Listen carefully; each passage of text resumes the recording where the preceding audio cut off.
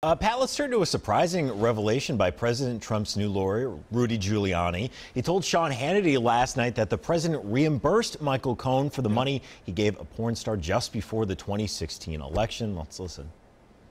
Something to do with paying some Stormy Daniels woman $130,000, I mean, which is going to turn out to be perfectly legal.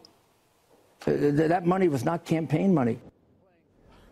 Now, Pat, we heard the president say he didn't know anything about this, about the payment last month when he spoke to reporters on Air Force One. Now his lawyer is saying he did reimburse. What do you make of all this? Well, we're hearing this over and over again, not just from the president, who denied any knowledge of it, denied any affair, denies everything, not just from the president, but from people in the administration, including the spokespersons for the administration, over and over and over again. Step back just a little bit. Let's grok this. Let's take all of this in.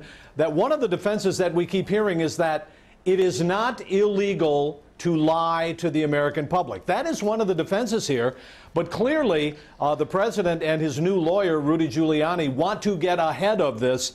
After the raid on Michael Cohen's office in New York, it appears that prosecutors may have evidence about this and perhaps many other things, and Giuliani is trying to get ahead of it, but I don't see how this helps.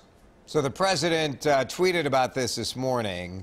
Basically, he was saying by reimbursed, he had Cohen on retainer, and so he used that money from the retainer to pay the money, right?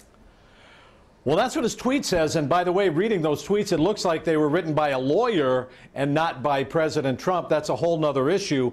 But it does raise a lot of issues if you can have someone on retainer. This was not filed. Is it a campaign finance violation because it happened right before the election? They were trying to stop this bad news from getting out. Is it about the campaign? Is it legal for people to do this privately and not make this public in any way, including with filings with the SEC? So there are so many legal questions here that are now arising from the president changing his story from "I didn't know anything about it" to "yeah, I did it and it's no big deal." That's where we are now. Something else. All right, Pat, thank you. We'll see you on the news at 5 and 6.